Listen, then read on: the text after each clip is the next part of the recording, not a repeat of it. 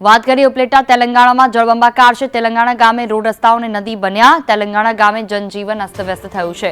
પાણી ભરાતા લોકોને ભારે હાલાકી સર્જાઈ છે। ઉપલેટાના તેલંગાણામાં જળબંબાકારની સ્થિતિ।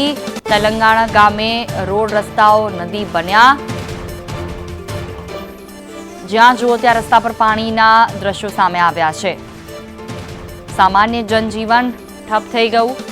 રસ્તાઓ પર પાણી આવતા લોકોની અવરજવર પણ બંધ થઈ ગઈ છે। કેટલીક જગ્યાઓ પર વૃક્ષો ધરાશાયી થવાની પણ આ ઘટના, તો વીજળીના થાંભલા છે તે પણ પડી જવાની ઘટના સામે આવી છે। તેલંગાણા ગામે રોડ રસ્તા નદીઓ બની ગયા।